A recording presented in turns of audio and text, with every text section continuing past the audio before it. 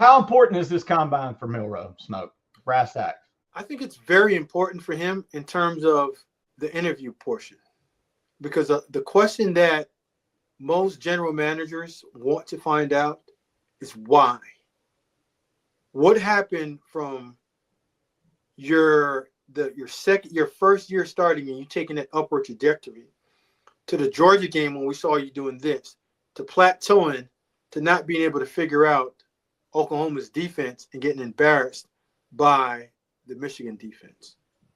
No, what was it? Why was the ball on the ground so much? Why is there rumbling coming out of Tuscaloosa that says there's times that you bucked the system and you went ahead and then you ran the play that you wanted to? That's out there. Are you a me guy or are you a we guy? Are you a leader in the right direction, or are you leading men in the direction that you want them to go to, which is not always what the coaches or the program wants you to do? Because someone with that ability should be able to be a 10-game winner and should be able to beat an Oklahoma by himself, just like what he did against Georgia. So you just don't want to see this roller coaster that he's been on. And the roller coaster that he's been on, you want him to have some type of accountability and explanation of why. Let me give you a quick story. It's a Steph Diggs story, and I don't even know if you remember it. But I evaluated Steph Diggs when he was coming out, and Steph was all over the place. Everyone had a problem here, and you kept hearing stories. And the main story that he had to get through is his ability and his want to when things got tough, and turning down some plays going across the middle. So people questioned his toughness, questioned his desire.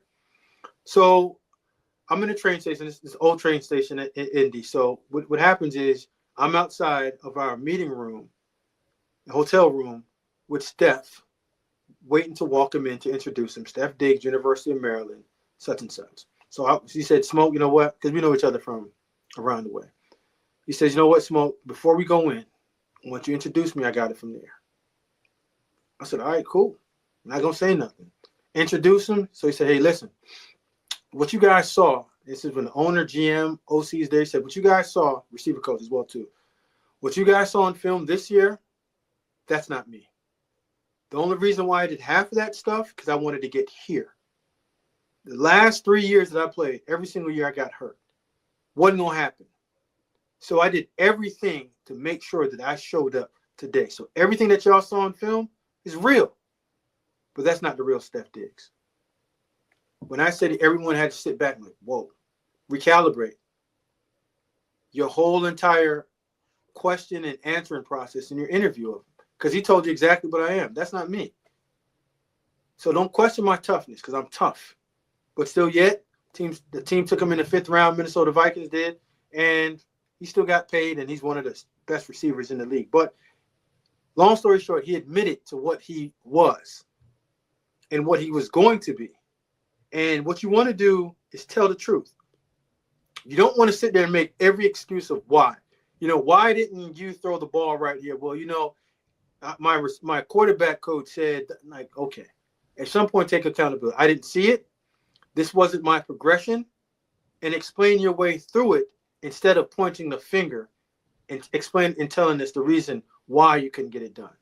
Explain to us why you can get it done, but the reason why you didn't get it done, be accountable to that, fess up to it, and it's more respectable than an excuse maker over and over again and why you're not playing as good as you're supposed to be. Smoke, a few weeks before the Senior Bowl, you kind of gave a PSA to Milroe. Hey, listen to me, do this here. It almost sounds like you're trying to speak through the show to him again here. So one thing I want to first question, kind of two-parter. Those questions you brought up, hey, are you a me guy, we guy? Are these questions that he will get asked in these interviews? Or those Absolutely. Absolutely. Okay. If I'm one of the scouts that's interviewing him, I want to find out what happened to the player that played against Georgia and beat Georgia twice, to the player that could not get a first down against Oklahoma, to a player that looked confused at times on simple route concepts, a player that looked at times like just not connected to his team when you saw him on the sideline. Mm-hmm. Because if you're a real good scout, you're watching like body language, mannerisms. What happened in the game against Tennessee where you're struggling, and instead of getting on the phone and talking to your OC and getting your group together and rallying your group together, you sat over on the bench and slumped down. Like, that's not a true leader. And you have better leadership qualities than that. Because if you listen to him speak and you know what type of person he is. But what happened? What happened to the guy, not last year, the year before, that we saw you saw energy, excitement, like he was engaged with his teammates, to the guy that we saw this year that wasn't connected. Like, there's a reason why they came up with Lank. Lank is his.